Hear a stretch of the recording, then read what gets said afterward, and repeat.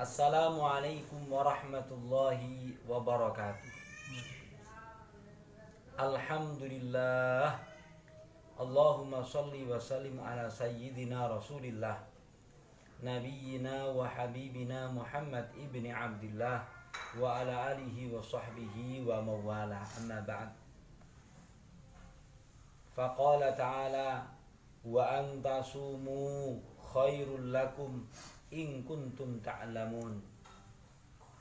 Para pemirsa sekalian yang Allah muliakan, para penyimak kajian Yayasan Permata Jingga, sekaligus sahabat setia Radio Dakwah Islam 107.7 FM dimanapun Anda berada. Kesempatan kali ini kita kepingin menegaskan lagi, menyemangati lagi bahwasanya sekarang kita berada di bulan yang kita harapkan kita berada di situ. Selama beberapa bulan kita senantiasa berdoa agar disampaikan umur kita ke bulan yang sekarang kita berada ini. Maka amalan-amalan di dalamnya ingin kita ingatkan lagi supaya tambah semangat, di mana Allah Subhanahu wa taala memfardukan puasa yang Allah Subhanahu wa taala firmankan wa antasumu khairul lakum in kuntum ta'lamun. Lebih memilih berpuasa itu baik loh, dampaknya zahir batin untuk kalian jika kalian mengetahui dampaknya, jika kalian mengetahui balasannya di sisi Allah Subhanahu wa taala. Dikatakan dari sahabat Abu Hurairah radhiyallahu taala anhu, baginda Rasul sallallahu alaihi wasallam bersabda, qala Allah azza wa jalla, Allah berfirman, kullu amali ibni adam lahu illa siyam. Setiap amalan anak cucu Adam itu kepadanya kecuali puasa. Fa innahu li wa ana ajzi bih. Puasa itu untukku, aku saja yang membalasnya. Wasyamu junnatun. Puasa adalah perisai. Fa idza kana yaumu shaumi ahadikum. Apabila di hari salah seorang di antara kalian berpuasa, fala yarfuth, janganlah ngomong jorok, wala yaskhab, jangan berteriak-teriak, melakukan perbuatan yang sia-sia. Fa in sabahu ahadun aw qatalahu, bahkan apabila ada seorang mencaci maki kalian atau mengajak kalian berkelahi, falyakul, maka hendaknya dia mengucapkan inni shaim, sesungguhnya aku lagi berpuasa. Walladzi nafsu Muhammadin biyadih, demi zat yang jiwa Nabi Muhammad berada di dalam genggaman kekuasaannya. Wala khulufu famis shaim atyabu indallahi min rihil misik, bahwasanya sungguh bau mulut orang yang berpuasa itu di sisi Allah lebih wangi daripada minyak kasturi. Lishaimi farhatan yafrahuhuma, orang berpuasa itu memiliki dua kebahagiaan yang mereka bakal berbahagia. Idza aftara fariha bifitrihi, apabila dia berbuka, dia berbahagia pada saat berbukanya itu. Wa idza laqiya rabbahu fariha bisaumihi, manakala dia berjumpa dengan Tuhannya kelak di akhirat, dia akan berbahagia dengan puasanya, karena Allah Subhanahu wa taala langsung membalas ibadah puasanya itu. Para pemirsa sekalian yang Allah muliakan, bulan Ramadan ini bulan kita semangat untuk beribadah. Segala macam kebaikan-kebaikan mari kita ambil itu. Kita potensi kebaikan itu kita laksanakan. Dikatakan begini dalam sebuah hadis riwayat Abu Hurairah radhiyallahu taala anhu, anna Rasulullah sallallahu alaihi wasallam qala, Nabi bersabda, "Man anfaqa zaujaini fi sabilillah," siapa yang menginfakkan sesuatu yang berpasangan di jalan Allah, nudiya min abwabil jannah. Dia akan dipanggil dari pintu surga. Ya abdallah, hei hamba Allah, hadza khair, inilah kebaikan. Faman kana min ahli shalah du'iya min babis shalah. Siapa yang rajin sholat, bukan hanya sholat fardu tapi juga sholat sunnah. Sebagaimana kita sekarang seneng qobliyah ba'diyah, seneng sholat duha, seneng sholat malam di bulan Ramadan, alias nama lainnya adalah taraweh. Maka ahli sholat sunnah itu akan dipanggil dari pintu surga namanya babus sholah. Waman kana min ahlil jihad du'iya min babil jihad. Yang rajin berjihad, berperang di jalan Allah, dipanggil dari pintu jihad. Waman kana min ahli siyam du'iya min babil rayyan.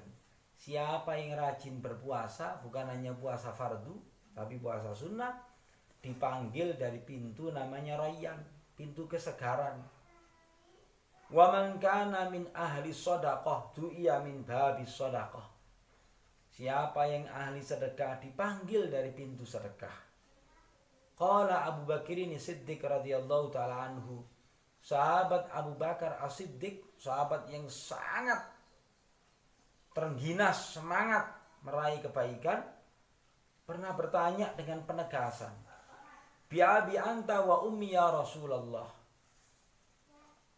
Ibu dan bapakku untuk tebusan Anda wahai Rasulullah. Ini kalimat penegas. Ma alaman du'iya min tilkal abwabi min darurah. Sebenarnya kalau ada orang sudah dipanggil dari satu pintu, iku wis beres wis. Seneng orang itu. Fahal yud'a ahadun min tilkal abwabi kulliha. Ada enggak orang yang dipanggil dari semua pintu surga itu?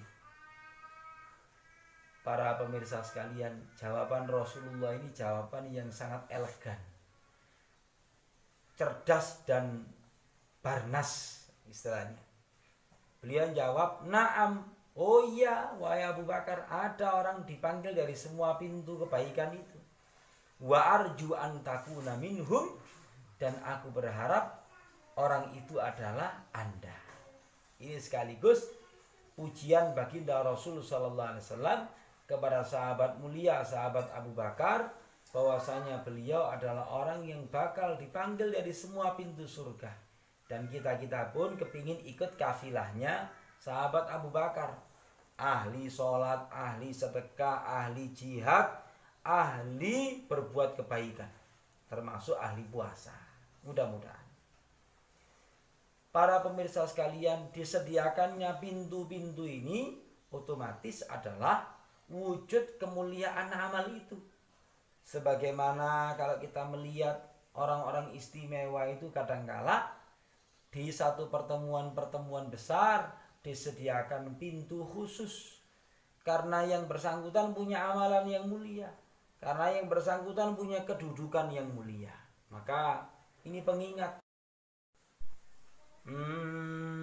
Babul jud wa fi'lil ma'ruf wal ikthar minal khair fi syahri Ramadan. Ini kalau di dalam bahasa yang lebih bebas itu adalah tambah ketemu Ramadan, semakin lama berRamadan tambah loman. Jadi dampak seneng tadarusan, dampak senang mendengarkan nasihat-nasihat baik di bulan Ramadan itu membuat hati orang mukmin itu semakin subur melakukan kebaikan. Satu di antara kebaikan utama orang mukmin itu adalah tambah loman. Dikatakan begini. Wa an ibni Abbasin radhiyallahu taala anhuma qala kana Rasulullah sallallahu alaihi wasallam ajwadan nas. Junjungan kita Nabi Muhammad itu orang yang sangat dermawan.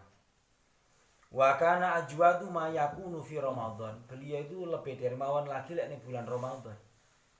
hina yalqahu Jibril, apabila Nabi Muhammad itu ketemu sama malaikat Jibril. Ngapain? Kita harus tahu ini. Wa kana Jibrilu yalqahu fi kulli lailatin min Ramadan fayudarisuhul Qur'an. Malaikat Jibril itu menemui baginda Rasul sallallahu alaihi wasallam dalam rangka Nabi Muhammad itu mengkaji Al-Qur'an. Tadarus kalau dalam bahasa kita. Fala Rasulullah sallallahu alaihi wasallam, maka sungguh Rasulullah sallallahu alaihi wasallam hina yalqahu Jibril ajwadu bil khair minar rihil mursalah. Kalau Nabi Muhammad sudah berjumpa dengan malaikat Jibril, maka beliau lebih dermawan berbuat baik, bahkan jika dibandingkan dengan angin yang bertiup. Apa ini maksudnya? Yaitu takkid istihbabul jud wa mudarasatul Quran fi Ramadan ta'asiyan bi Rasulillah sallallahu alaihi wasallam. Anjuran yang sangat untuk tambah loman, senang mengkaji Quran di bulan Ramadan dalam rangka apa? Meneladani junjungan kita, orang yang kita kagumi, Nabi Muhammad SAW. Itulah Ramadan begitu. Bahkan ada ucapan dari Imam Asy-Syafi'i rahimahullahu ta'ala, yang madhab pendapat-pendapat beliau di dalam beragama itu banyak diikuti kaum muslimin di ASEAN ini, terutama Indonesia.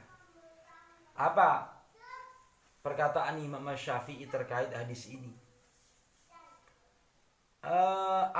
Uhibbu lis-shaim azyada bil jud fi syahri Ramadan.